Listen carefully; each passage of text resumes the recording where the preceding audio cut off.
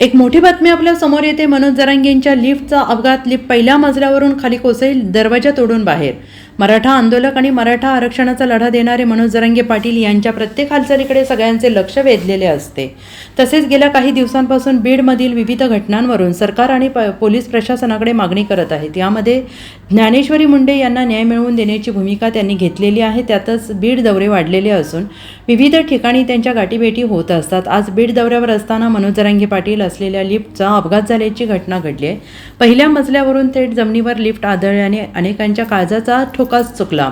सुदैवाने मनोज जरांगे पाटील सुखरूप बाहेर आले। बीडमधील लिफ्ट अपघातात मनोज जरांगे पाटलांसह सहकारी थोडक्यात बचावले आहेत आणि बीड शहरातील शिवाजीराव क्रिटिकल केअर हॉस्पिटलमध्ये रुग्णाला भेटण्यासाठी ते जात होते आणि त्यावेळी अचानक लिफ्ट बिघडल्याने अपघाताची घटना घडली। यावेळी या लिफ्टचे दरवाजे तोडून जरांगे पाटील यांच्यासह त्यांचे सहकारी बाहेर पडले, त्यामुळे अनेकांचा जीव भांड्यात पडला। मनोज जरांगे यांच्यावर मराठा युवकांसह लाखो कार्यकर्ते प्रेम करतात, त्यामुळे त्यांची विशेष काळजी देखील घेतली जात आहे।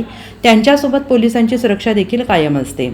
मनोजदादांच्या जवळचे सहकारी यांच्या वडिलांचं अँजिओप्लास्टी झाल्यामुळं त्यांना अचानक भेटायला आम्ही गेल्यानंतर लिफ्टमध्ये ज्यावेळेला आम्ही सर्वजण गेलो त्यावेळेला एक 10-11 जण आम्ही असू, परंतु ओव्हरलोडचा जो बीप असतो किंवा आवाज असतो तो लिफ्टने कुठल्याही प्रकारचा दिलेला नाही।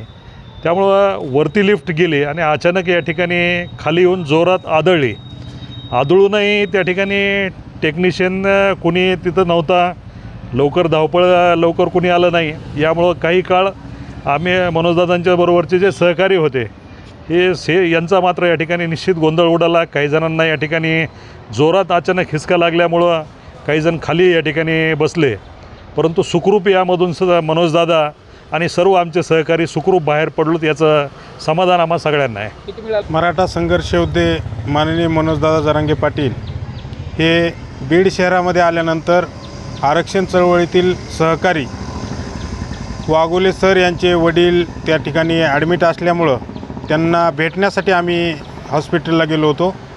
हॉस्पिटलमध्ये जात असताना आम्ही लिफ्टमध्ये ज्यावेळेस गेलो त्यावेळेस लिफ्टमध्ये जो मुलगा होता त्याने आम्हाला सगळ्याला बसवले।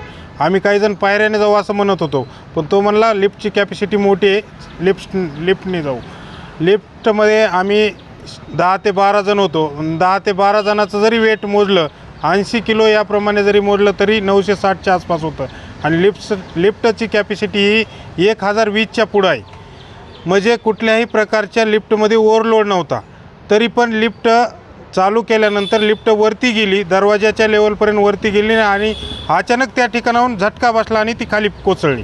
त्यामुळं त्या ठिकाणी सगळ्यांना झटका बसला। अशी दाखवण्याजोगी कुठली दुखापत जरी झाली नसली तरी मुकामार या ठिकाणी सगळ्यांनाच लागला आहे आणि त्यातून आम्ही सगळेजण लिफ्टमध्ये कुठलीही मदत न मिळाल्यामुळं आम्हाला मिळाली नाही आणि त्यानंतर आवाज दिल्यानंतर बाहेरून आम्ही आमचा दरवाजा उघडून आम्ही या ठिकाणी बाहेर पडलेलो आहे। Bureau report SBN Marathi Beed.